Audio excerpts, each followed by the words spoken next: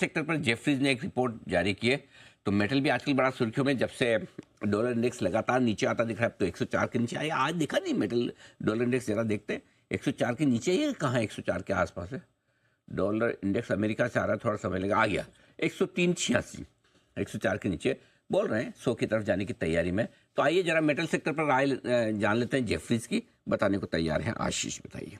Metal sector खास है, कारण ये कि साल की शुरुआत से लेकर अब तक अगर आप देखें तो निफ्टी को इसने आउट परफॉर्म किया, बढ़िया ग्रोथ यहाँ पर देखने को मिली और काफ़ी सारे फैक्टर्स कंट्रीब्यूट कर रहे हैं। डॉलर इंडेक्स के बारे में आपने अभी बताया, इसके अलावा अगर आप देखें तो चाइना में लगातार रिकवरी देखने को मिल रही है, इसका एक फ़ायदा यहाँ पर बेनिफिट है।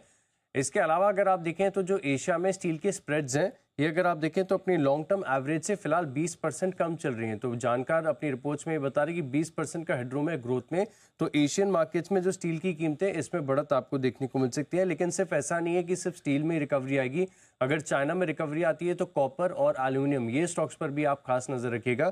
और एल्यूमिनियम में फिलहाल अगर आप देखें तो जो गेन्स है बिल्कुल बरकरार देखने को मिल रहे हैं। एल्यूमिनियम स्पेस से जेफरीज की तरफ से जो रिपोर्ट है, इसमें अगर आप देखें तो हिंडाल्को इस स्टॉक के ऊपर कवरेज ये बता रहे कि FY26 फॉरवर्ड के हिसाब से अगर आप देखें तो 1.1 प्राइस टू बुक पर चल रहा है। तो इसके हिसाब से वैल्यूएशन ठीक ठाक है और जिस प्रकार के ROE कंपनी दर्ज करती है, ये भी इन्हें बढ़िया लगता है। और इसी के चलते अगर आप देखें तो इन्होंने खरीदारी की राय दी हिंडाल्को पर और 800 रुपए का टारगेट है। JSW स्टील इस स्टॉक में भी एक्शन है, यहाँ पर ये होल्ड की रेटिंग दे रहे हैं। लेकिन जो पहले टारगेट प्राइस 850 रुपए था, अब इसे बढ़ाकर इन्होंने 920 का टारगेट दिया है। और टाटा स्टील, ये स्टॉक भी आप देखें तो ब्रोकरेज हाउस को अब काफी पसंद आ रहा है। इन्होंने खरीदारी किराए के साथ जो टारगेट प्राइस है 165 से बढ़ाकर 180 कर दिया है। ओके, 165 से बढ़ाकर 180 का टारगेट टाटा स्टील का, JSW स्टील के लिए 920, हिंडाल्को का टारगेट सेम टू सेम रखा है जेफरीज ने। ये है। आपको मेटल स्टॉक में सबसे ज्यादा क्या पसंद है, सनी अग्रवाल साहब बताएं सर।